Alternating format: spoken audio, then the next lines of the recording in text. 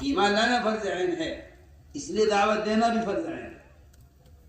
یہ خیال تو ذہن سے نکال دینا چاہیے کہ دعوت کا کام فرض کفایہ ہے، کیونکہ ایمان لانا فرض عین ہے ہر مسلمان مرد و عورت کی ذمہ، اس لیے دعوت دینا بھی فرض عین ہے۔ اس کی وجہ یہ ہے کہ دعوت دینا اصل یہی ایک واحد سبب اور واحد ایک فریضہ اور واحد ایک طریقہ اور واحد ایک ذریعہ ہی بن کے رکھے۔ آپ چاہے کتنے بھی دیندار ہوں، کتنے بھی تہجد گزار ہوں، دیندار ہوں، آپ ہر اعتبار سے آپ کا دین کامل ہو، مگر یہ اصل یاد رکھیں کہ بڑے سے بڑے ولی کے ذمے ہے اور بڑے سے بڑے شیخ کے ذمے بھی یہ ہے کہ وہ اپنے ایمان کی تکمیل کے لیے دعوت دے۔ علماء نے لکھا ہے بات سوچیے، تو کتنا بھی عمل کا عادی کیوں نہ ہو، کوئی کتنا بھی گناہوں سے بچنے والا کیوں نہ ہو، مگر اس کے ایمان کی زیادتی اور اس کے ایمان کی تکمیل وہ دوسروں کو دعوت دینے پر موقوف ہے۔ قرآن کہتا ہے تأمرون بالمعروف وتنہون عن المنکر وتؤمنون باللہ، کہ اگر ایمان باللہ چاہتے ہو تو اس کا بنیادی سبب وہ دوسروں کو نیکی پر آمادہ کرنا اور دوسروں کو منکر سے بچانا ہے۔ بڑے عالم گزرے ہیں مولانا فضل عالم میشر رحمۃ اللہ علیہ، وہ لکھتے ہیں ترجمان السنہ میں اسی آیت کے ذریعے بھلائی کو حکم کرنا، برائی سے روکنا، یہ ہے اللہ پر ایمان لانا۔ اللہ پر ایمان لانا یہ ہے کہ ایسا ایمان لانا جیسا اللہ چاہتا ہے، ایسے ایمان لانا جیسے ایمان صحابہ ہے۔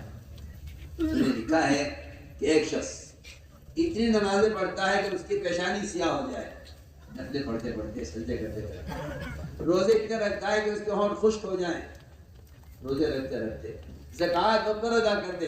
وہ فرماتے ہیں کہ اسلام میں ایمان کا معیار، اس کی علامت صرف یہ نہیں، بلکہ اسلامی ایمان کی علامت، اسلامی ایمان کا معیار یہ ہے کہ آیا یہ دوسروں کو نیکی پر آمادہ کرتا ہے یا نہیں، اور دوسروں کو برائی سے بچاتا ہے یا نہیں۔ معاشرہ کیوں بگڑا، معاملات کیوں بگڑے، ماحول کیوں بگڑا؟ ماحول نہ آسمان سے نازل ہوتا ہے نہ زمین سے اگتا ہے، ماحول ہر انسان کے عمل کا نام ماحول ہے۔ اگر اس کا عمل ذکر کا، تلاوت کا، عبادت کا، تہجد کا، سچ بولنے کا، اس کا ماحول حجاب کا اور پردے کا، اس کا ماحول سر سے لے کے پیٹ تک سنتوں کے حلیہ کا ہے، تو یہ ماحول دین کا ماحول قائم ہو جائے گا۔ اور اس کو آپ چھوڑ دیجیے تو یہ ماحول دین کا ماحول ہو جائے گا۔ ماحول کی کوئی چیز نہیں ہے۔ لوگ کہتے ہیں ہم ماحول سے پریشان ہیں، نہیں، ماحول سے آپ نہیں، آپ سے ماحول ہے۔ ماحول سے آپ نہیں، آپ سے ماحول ہے، جیسا ان کا عمل ہوگا ویسا ماحول ہوگا۔ اس لیے ہم نے بنیادی بات عرض کی ہے کہ کامل دین کامل ایمان سے، اور کامل ایمان اللہ کی قسم صرف دعوت سے۔ میں تو حسر کے ساتھ کہہ رہا ہوں، آپ لا علم ہے کہ آپ اس کو مبالغہ سمجھتے، اور حقیقت یہ ہے جو میں عرض کر رہا ہوں۔ اگر آپ کا خیال یہ کہ نہیں صرف دعوت سے ایمان نہیں بنتا، تو آپ کا خیال بالکل قرآن کے بھی خلاف ہے، حدیث کے بھی خلاف ہے، اور صحابہ کے عمل کے بھی خلاف ہے۔ آپ غور کیجیے، علماء سے بھی عوام سے۔ امام بخاری رحمۃ اللہ کا مذہب ہے ایمان میں زیادتی ہوتی ہے، ان کا مذہب ہے، وہ اپنے مذہب کی دلیل پیش کرتے ہیں۔ وہ فرماتے ہیں دیکھو معاذ بن جبل رضی اللہ تعالیٰ عنہ سب سے بڑے عالم ہیں صحابہ میں، اللہ اکبر، سب سے بڑے عالم ہیں معاذ بن جبل رضی اللہ تعالیٰ، لیکن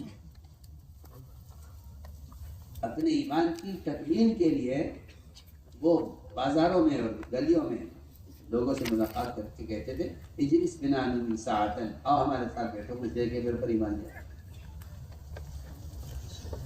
یہی امام بخاری کا مستدل ہے۔ امام بخاری فرماتے ہیں کہ ایمان میں زیادتی ہوتی ہے، اور ایمان کی زیادتی کا جو بنیادی سبب ہے وہ لوگوں کو دعوت دے کر ایمان کے حلقوں میں لے کر آنا، اور یہاں مسلم ایمان کے حلقوں میں مجلسوں میں بیٹھ کر اللہ کی بڑائی کو، اس کی وحدانیت کو، اس کی قدرت کو، اس کے تذکرے کرنا ان حلقوں میں۔ میں تو کہا کرتا ہوں کہ ہر مسلمان کو چاہیے کہ وہ صبح سویرے اپنا وقت فارغ کریں ایمان کے حلقے میں بیٹھنے کے لیے. یہ نہیں کہ میں تو مومن ہونے کی کیا ضرورت ہے ایمان کی، کہ مومن کو ایمان کی ضرورت ہے اور مومن کو ایمان لانے کا حکم بھی ہے. ہر مسلمان کو چاہیے، ہر مسلمان کو کہ وہ روزانہ اپنا وقت فارغ کرے. میں کہا کرتا ہوں کہ یہ تو حکم ہے حدیث میں، ایمان کی تصدیق کرو، ایمان کی تصدیق کرو. اس تصدیق کا کیا مطلب ہے؟ صحابہ نے سوال کیا آپ سے کہ اللہ ایمان کی تصدیق کیسے کرے؟ ہمارے آپ سے کوئی لا الہ الا اللہ، کہ لا الہ الا اللہ کی کثرت سے اپنے ایمان کو تازہ کرو. اس کا مطلب یہ تھا کہ اللہ کی بڑائی کے تذکرے، اس کے احکام کے تذکرے، اس کی قدرت کے تذکرے. اور یہ بھی یاد رکھو کہ اس کے لیے اجتماعی حلقہ اصل ہے، اس لیے کہ جب ایک سے اللہ کی یاد دلائیں گے تو پھر ایمان میں زیادتی ہوگی. یہ قرآن کی آیت کا مفہوم بھی ہے، اذا ذکر اللہ وجلت قلوبہم واذا تلیت علیہم آیاتہ زادتہم ایمانا، کہ جب قرآن پڑھ کر سنایا جاتا ہے اور اللہ تعالیٰ کے احکام بتلائے جاتے ہیں تو اس سے ان ایمان کے حلقوں میں بیٹھنے والوں کے ایمان میں زیادتی ہوتی ہے. یہی مطلب آیت کا ہے اور یہی معمول صحابہ کا ہے. عمر رضی اللہ تعالیٰ ایک ایک سے ملاقاتیں کرتے، ایک ایک کے پاس جاتے، ایک دو کے ہاتھ پکڑتے ہوئے مسجد میں لے کر آتے اور فرماتے کہ آؤ چلو چلو اٹھو ہمارے ساتھ.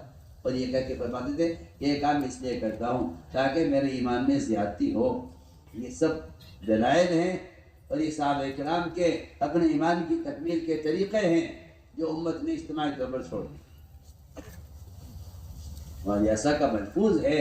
میں اس کام کا کوئی نام رکھتا تو اس کا نام تحریک ایمان رکھتا کہ یہ کام نے ایمان کو حقیقت دینے، اپنے ایمان کو کمال تک پہنچانے کے لیے. میرے دوستوں بلوباسی، ہمارے یہاں گشت کا جو موضوع ہے وہ گشت کا موضوع صرف ملاقاتیں کر لینا نہیں. گشت کا مقصد کیا ہے؟ ایک شخص کو منکر کرتے ہوئے دیکھ رہے آپ چاہتے ہیں کہ منکر کو چھوڑ دیں. اس کے لیے سب سے اعلیٰ بات یہ ہے، اعلیٰ بات جو کہہ رہا ہوں، اعلیٰ بات یہ ہے کہ آپ اس کا ہاتھ پکڑ کے اس کو مسجد میں لے آئیں. یہ اعلیٰ ایمان ہے، یہ اعلیٰ بات ہے.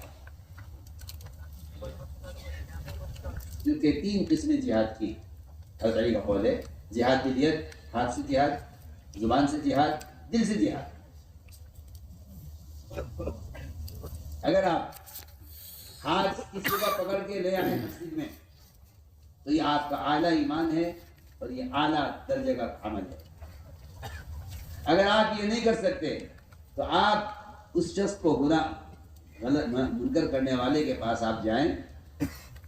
میں یہ کہہ رہا ہوں کہ آپ اس کے پاس جائیں، میں اس لیے کہہ رہا ہوں کہ آج کل دماغوں میں یہ بٹھا دیا ہے شیطان نے کہ جا کر دعوت دینا کوئی ضروری نہیں ہے. جب آلات و ذرائع ہیں بات کے پہنچانے کے تو اس سے بھی دعوت دی جا سکتی ہے.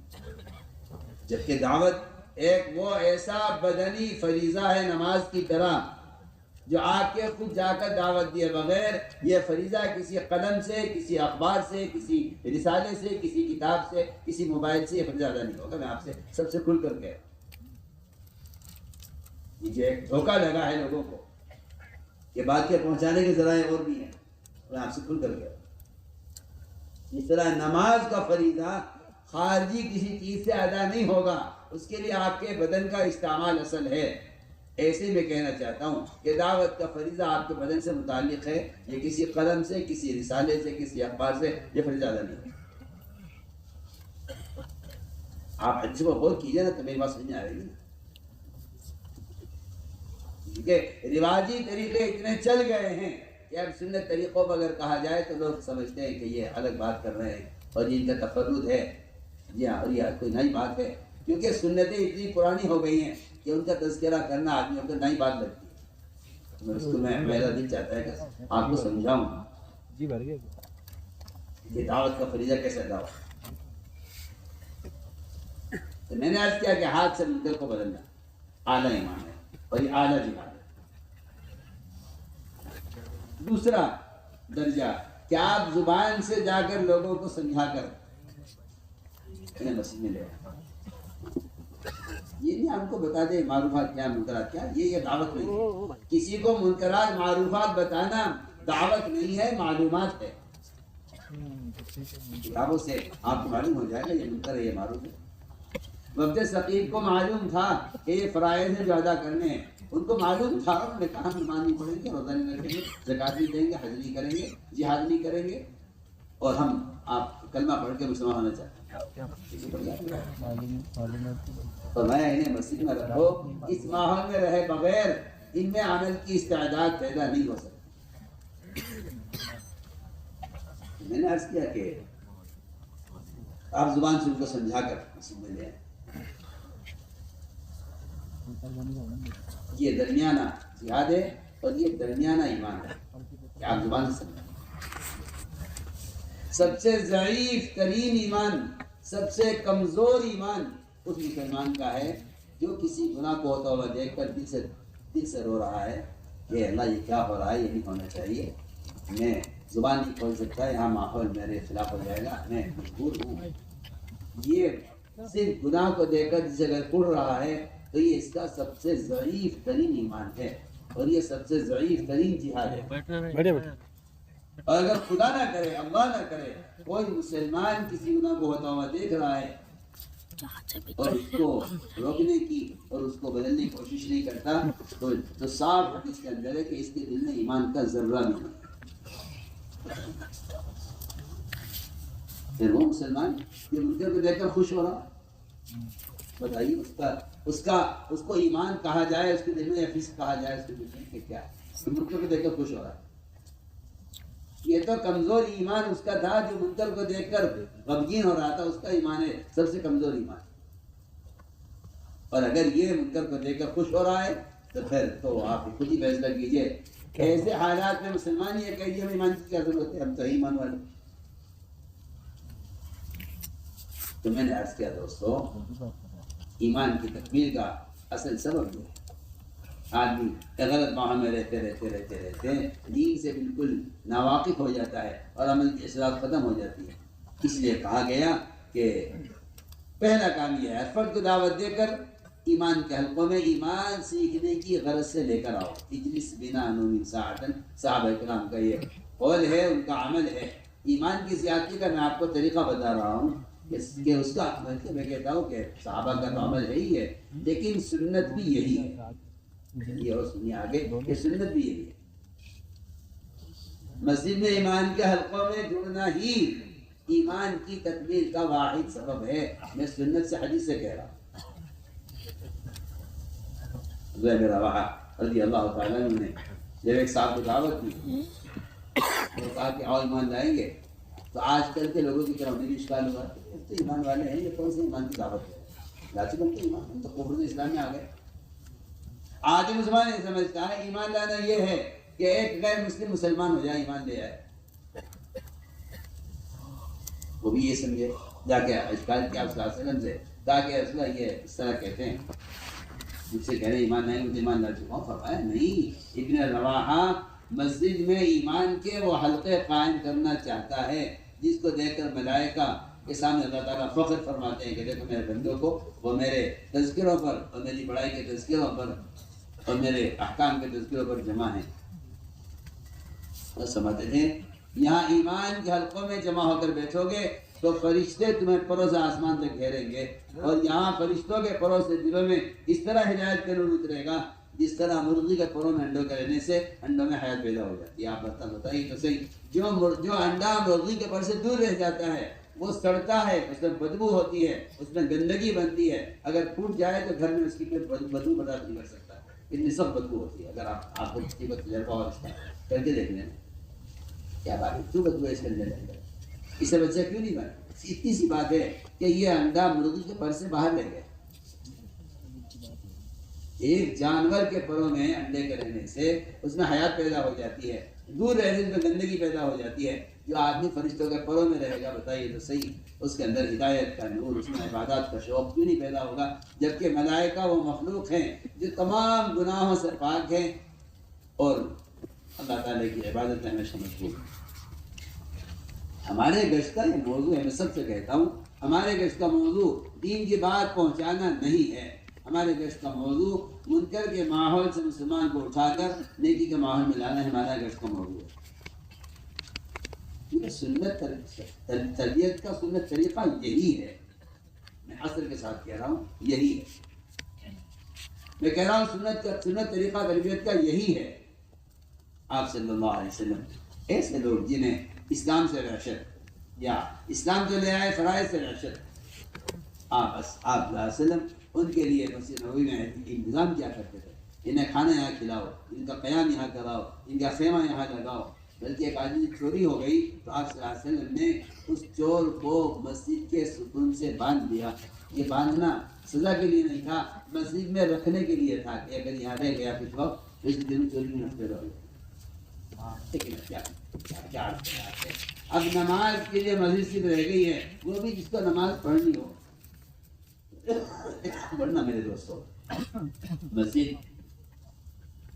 تو یہ پورے دین کے وجود میں آنے کا اور اللہ کے ساتھ تعلق پیدا کرنے کا یہ ایک بنیادی جگہ تھی۔ آپ صلی اللہ علیہ وسلم تربیت اور تعلیم کے لیے آنے والے ہمارے گشت کا موضوع ہے ہر فرد کو دعوت دے کر مسجد کے ماحول میں لے کر آنا، اس لیے کہ اس کا قدم اٹھانا مسجد کی طرف یہ اللہ کی طرف قدم اٹھانا ہے۔ اللہ تعالیٰ خود فرماتے ہیں جو بندہ میری طرف چل کر آتا ہے اس کی طرف دوڑ کر آتا ہے۔ اس لیے میرے ہر مسلمان سے کوشش کر کے اس وقت کی نماز ادا کرا لینا، اس کو ایک حقوق جہنم میں جلنے سے بچا دینا۔ 2 کروڑ 80 لاکھ سال کتنی بڑی مدت ہے ایک نماز کو قضا کرنے، ایک نماز کے قضا کرنے پر ہم اور یہ مسجد لے کر مطمئن ہوتے ہیں کہ ماشاءاللہ ہمارے یہاں بہت نمازی ہیں، بہت نمازی ہیں۔ وہ جو بازار میں ایک آدمی نماز چھوڑے ہوئے ہیں، آپ نماز پڑھنے والے کی تعداد کو مت دیکھیے، آپ اس بازار کو اس مجمع کو دیکھیے جو نماز سے واقف ہے۔ ہمارے یہاں گشت کا موضوع ہے یہ ایک مسلمان کو ایک حقوق جہنم میں جلنے سے بچانے کے لیے گشت ہے۔ اگر کوئی غور کرے ہاں ایک تنظیم بنا دی ہے ملاقاتوں کی، وہ مشورے دے ہو گئے 2-4-6 نام، وہ آپ نے گھروں میں ملاقاتیں کر لی کہ ہمارا تو گشت ہو رہا ہے، مجھے تو فلاں گھر دیا گیا تھا، فلاں گھر دیا گیا تھا، فلاں گھر دیا گیا تھا، وہاں میں نے ملاقاتیں کر لی ہیں اور میں نے ان کو بٹھا کر وہاں کی سمجھا دیا ہے۔ میں تو صاف کہتا ہوں کنویں میں گڑھے میں گرے ہوئے آدمی کو نکلنے کی ترغیب دے کر آ جانا، اس وقت کی جان نہیں بچے گی۔ ایسی گشتوں میں لوگوں سے دین کی باتیں کر کے آ جانا، اس سے ان کی جان بچنے والی نہیں۔